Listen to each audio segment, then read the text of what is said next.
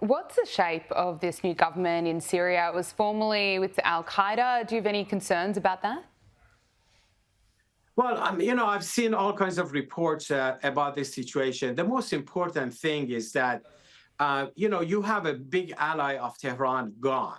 That's number one. Second, the Syrian people, who, unlike Assad, are not Islamic extremists. They don't want the same policies of Assad. They're rejecting the Iranian regime, so that's a huge plus. Now, I know there are different players involved both in the overthrow of Bashar al-Assad, but also in shaping up of the future of that country. I think the era has now changed. The momentum is different than what it was 6, 7, 8 years ago, whether it was Iraq or Syria and other places. And we have to look at every group, every person, every movement in the new light, the new circumstances in the country. I don't think there is any future for any form of extremism in that part of the world. And the way that those who have overthrown Assad have operated so far, they have made it very clear that they're vehemently opposed to the regime in Tehran. They're vehemently opposed to repressive policies. And if we want to ensure that the future of Syria is the one of democracy and rule of law, the way the people want, we have to continue enforcing pressure on the Iran regime, making sure that there is no room whatsoever for any kind of involvement, but most importantly, to see change in Iran. I mean, if you have a free democratic republic, Iran, where the vote of people counts and where Iran plays a very constructive role in the whole region, no one would ever mention ISIS or al-Qaeda would ever be concerned about that, because the momentum would be towards seeing a free country, free society. It will be in favor of separation of religion and state. That's what the people who are fighting for freedom in Iran want. They want a free democratic republic form of a government. Interestingly, women are leading the opposition in Iran. Is led by a woman, Mrs. Mariam Rajavi, and that represents diametrically the opposite view of the Islamic extremists in Iran. And when you see that kind of a change, it will impact Syria, it will impact Lebanon, Iraq, you name it. And I think the momentum is shifting significantly towards that direction, because particularly in the past 1 year, the Iran regime's influence in the region has been badly diminished.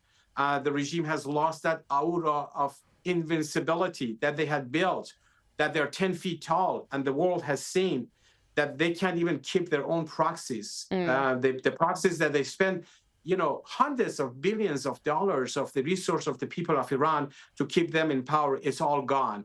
And that is all going to come back and haunt the regime inside the country. And that's where the focus should be, whether it's Australia, Europe, the United States. The focus should be how to stand on the side of the people of Iran to change the regime in Iran, how to support the legitimacy of the opposition and the resistance against the Ayatollahs in Iran, and then you will see the impact in the whole region. So what does the future look like for Syria, and what can we expect about the new government's attitudes towards America and Israel? Well, so far, I think whatever we have seen, they have said very clearly, and of course, this is very early stages, that they're not going to pick a fight with anybody else. They're going to be focused on building the future for their own people, for Syria. Let's hold them to that. Let's move toward that direction. Let's eliminate all of the sources that may actually create chaos and instability in that country.